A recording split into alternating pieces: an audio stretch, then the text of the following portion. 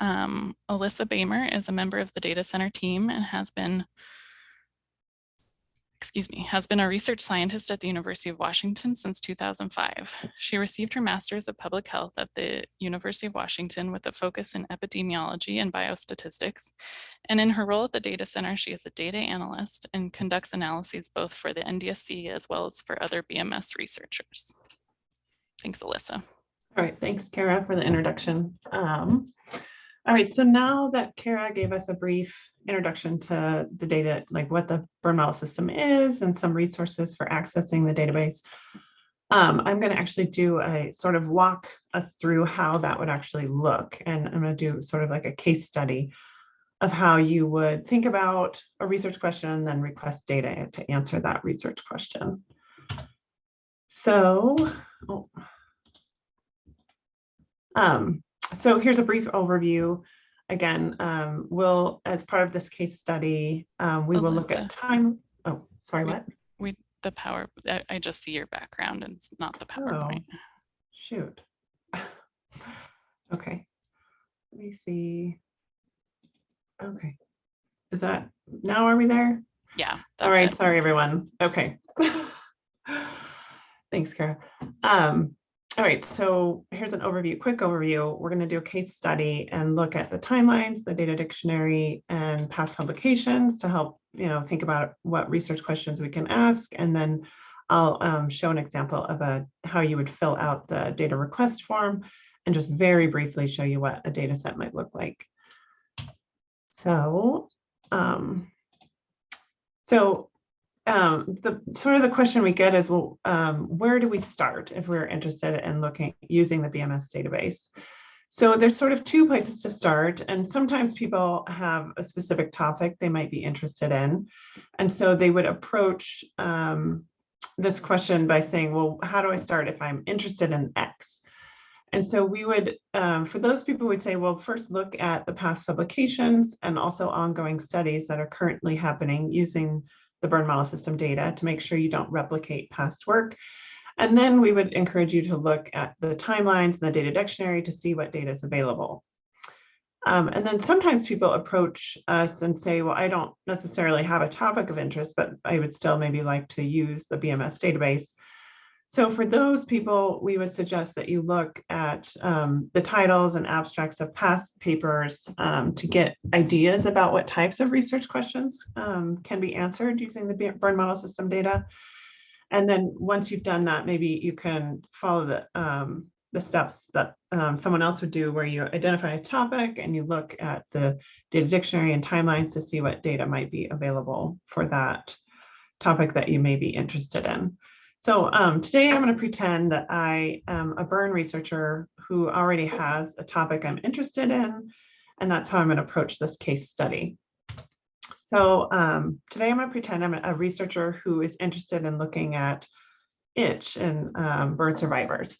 And so as a first step, if I were this hypothetical itch researcher, is I would need to go and look at what previous studies have been done using the burn model system database. And so again, as Kara talked about, but we're going to be looking at resources mostly on our website.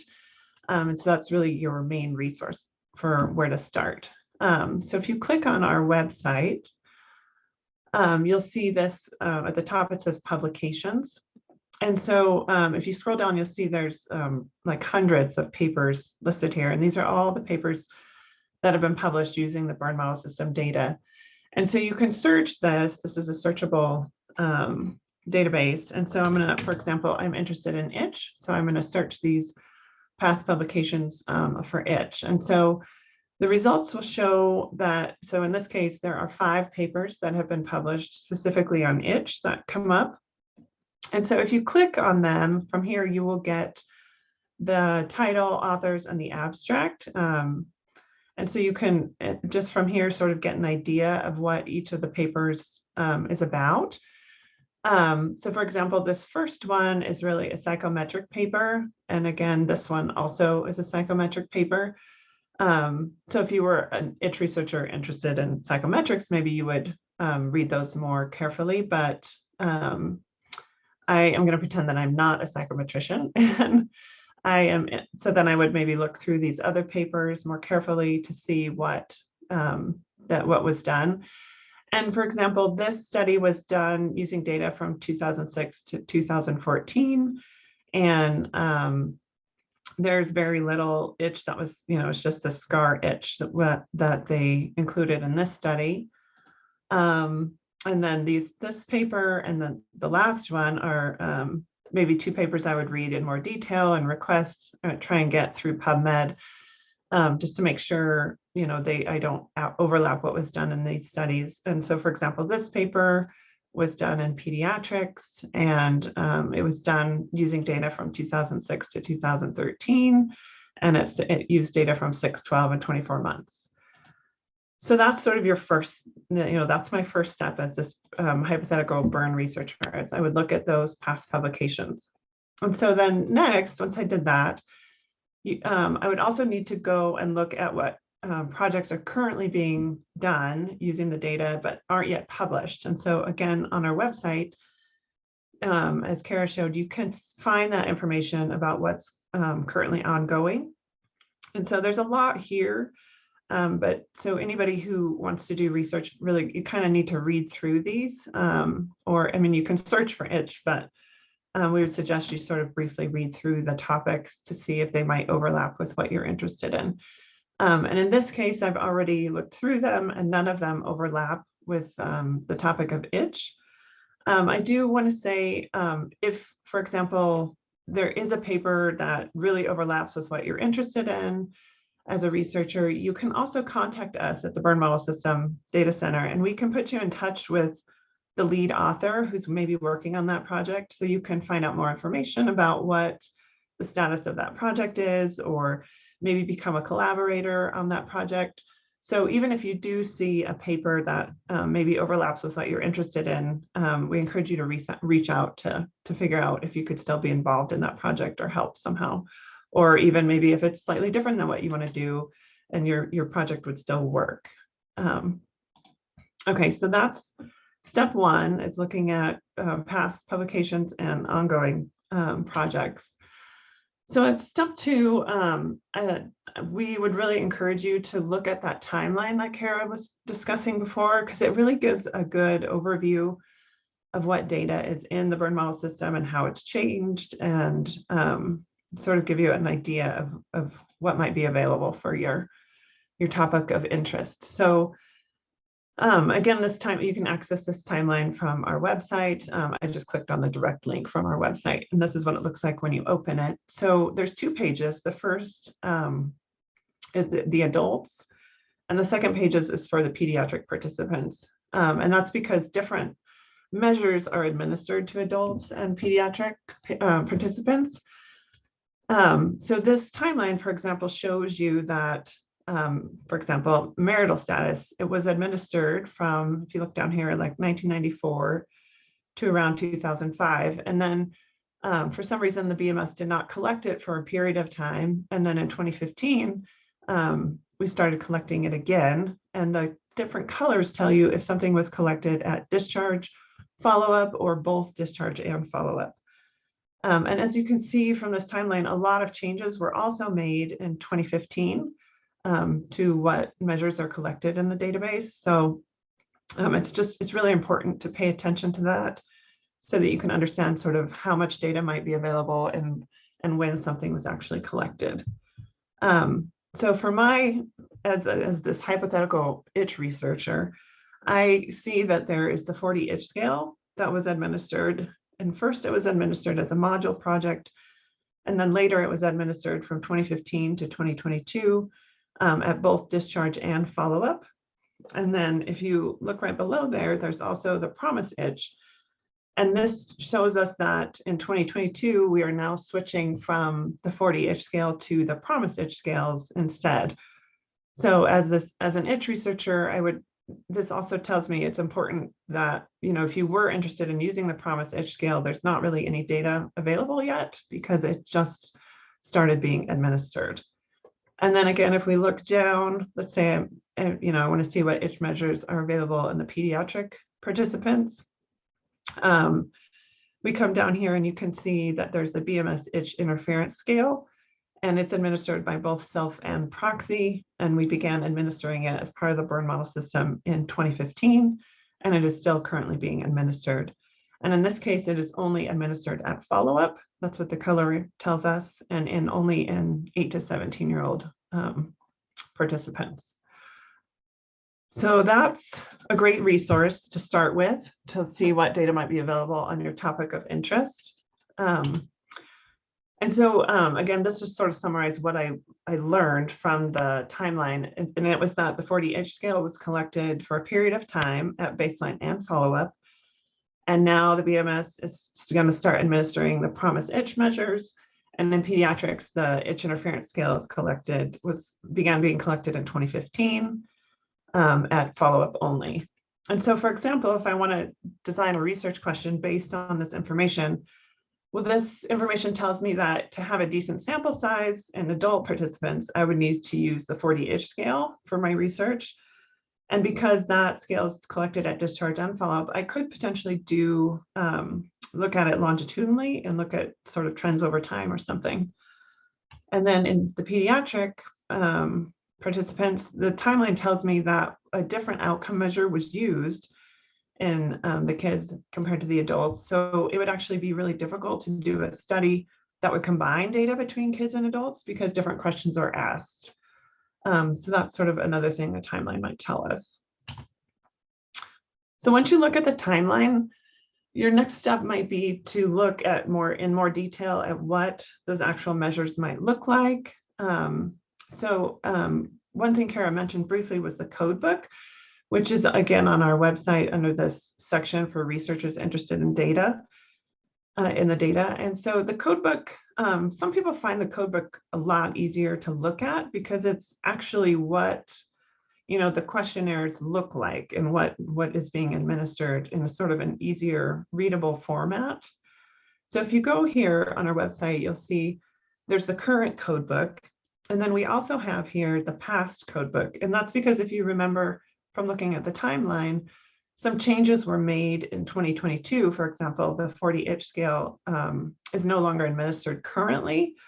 And the PROMIS itch scales are currently administered. So if you wanted to look at maybe what the 40 itch scale looked like, you would need to click on the previous code book. But I'm just going to open the current code book to show you what it looks like really briefly. So if you click on it, it has some sort of introduction to what the code book is. And again, Kara talked about how there's these terms Form 1 and Form 2. And Form 1 refers to the discharge survey, and Form 2 is all the follow-up surveys. So just so you don't get confused, that's what that terminology means. And in adults, it's fairly straightforward. We have one Form 1 and one Form 2. But in pediatrics, you'll see there's a whole bunch, and that's because different forms are administered to different age groups. And we also have both proxy and self-report forms. So it's kind of confusing, but if you just remember that there are these different forms for different ages. And so depending on what you're interested in, you're going to have to look at a variety of different forms to see what data might be available. And so, for example, in this, I'm just going to search for itch.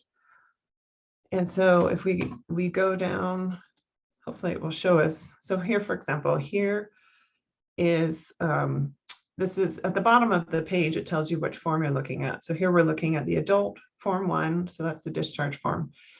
And you can see that we currently now administer the PROMIS itch scales. And these are actually the PROMIS. So this is what the PROMIS itch questions actually look like. And the variables in red, this is what the variable is actually called in a data set that you would receive. So the header of your column would be this, and that refers to this specific question. And then also, if you requested, for example, the PROMIS itch data, you would get a variable called this down here at the bottom. And that is the actual total score that the data center will create for you before we send out the data set. So some people really find code books easier to look at, and sort of it allows you to think about the questions and what they might, how the actual participants see them and might answer them. So that's the code book, and that will You can look at that to get an idea of what the questions are and what they look like. So now, as this hypothetical itch researcher, I also should probably, as Kara mentioned, look at the data dictionary, because that really is the best resource for understanding what data is available on my topic of interest and when the data was collected, because the code book won't tell you necessarily when it's collected, but the data dictionary will give you that information.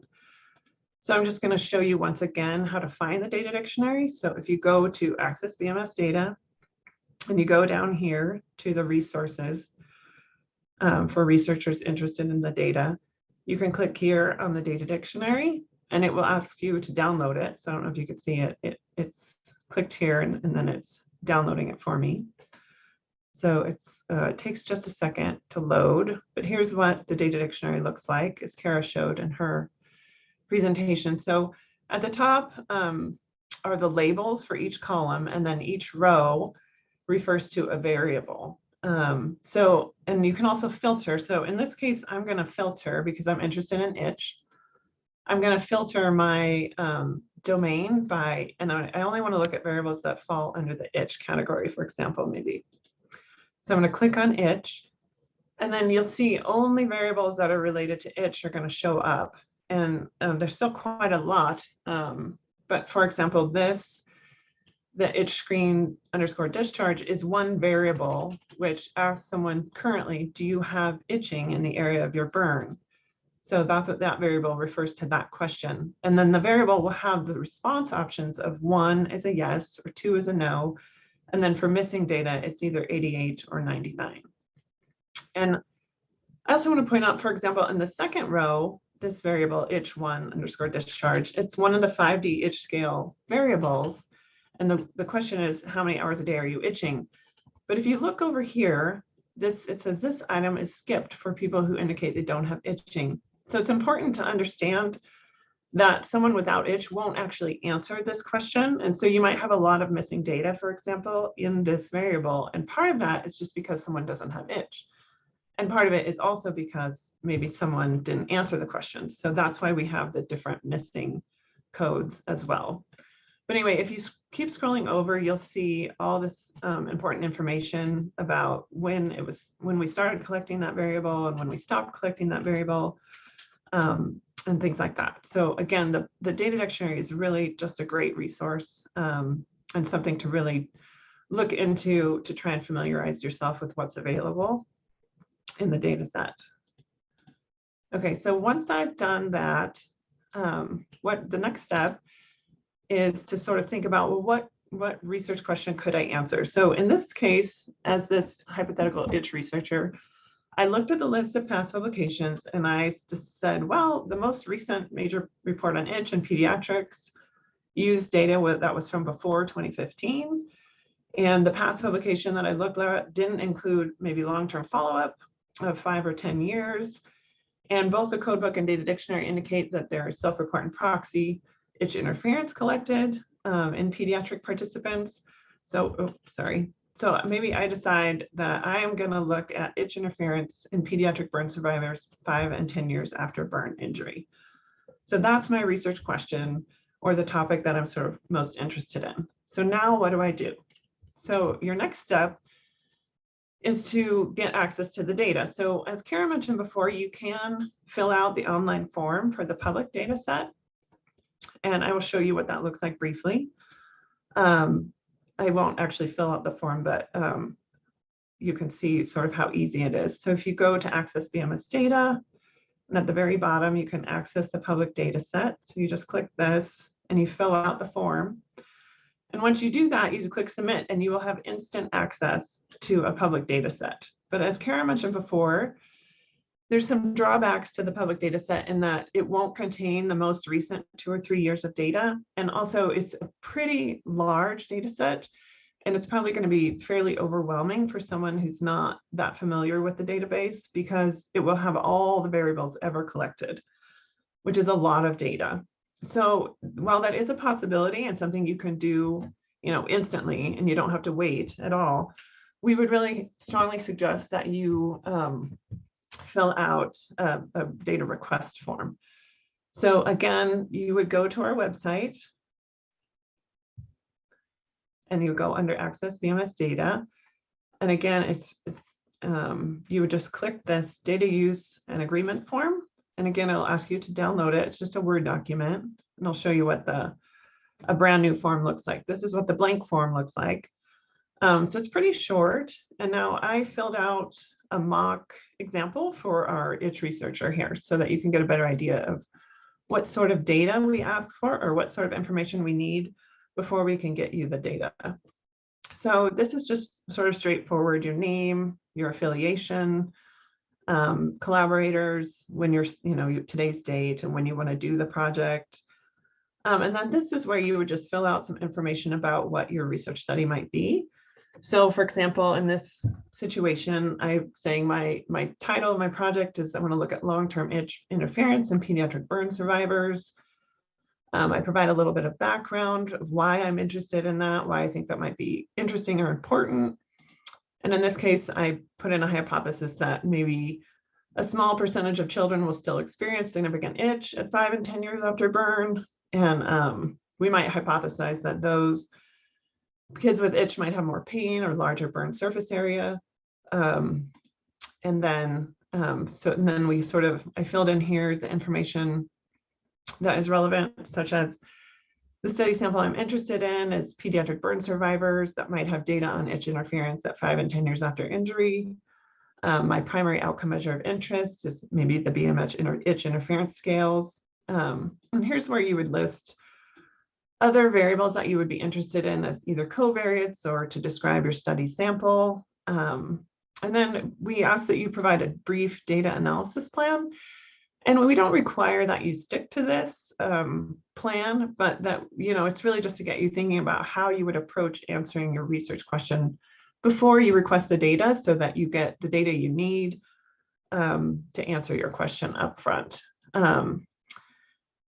And then we also suggest, if possible, you do a power calculation. This is not required, but again, it's just to really get people thinking about if the burn model system will have the data available to answer the research question and if it's powered to do so.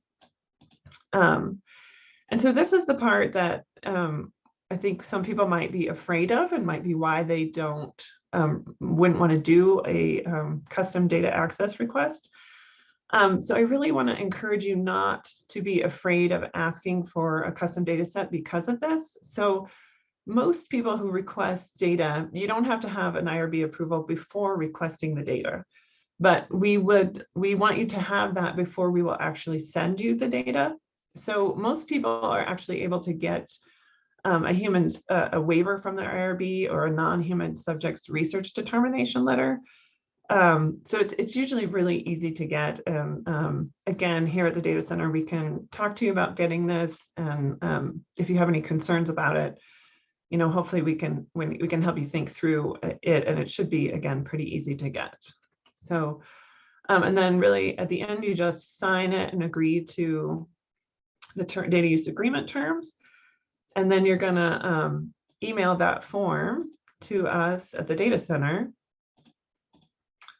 which is just burndata@uw.edu. And Kara is the one who checks that email, and she will respond and let you know that we've received it. And so step 5 is really just to wait for your data set. And so usually what happens once you send that form, is the data center will check the form for completeness and also to the feasibility of doing your study with the data that's in the database. And we will confirm that it doesn't overlap with ongoing projects. And then we at the data center will send your data request form to the project directors for approval.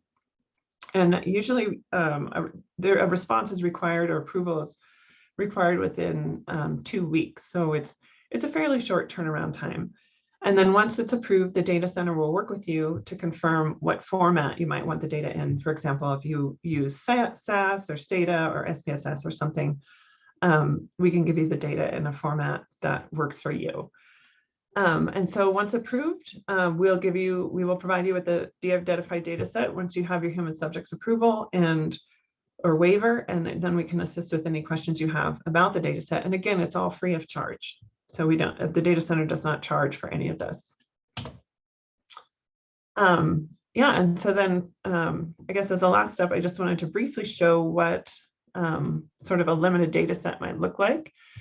And this is just in Excel, just for ease of viewing. But for example, the data set would have maybe an ID number and a time point. So you would have your discharge time points and other follow-up time points. And this is just some basic data like gender or ethnicity or total body surface area burned. And then here's some itch variables that were in this, this sort of mock-up data set that I created. So that's sort of briefly what what a data set might look like. So yeah, again, and then once you have your data set, we want to encourage you to use the data dictionary to understand how your variables are coded, and you can find the names of your variables in the data dictionary and better understand how they are coded and what they look like, and why maybe certain people have the data or don't based on their year of burn injury and stuff like that. And again, we encourage you to reach out to us at the data center for questions.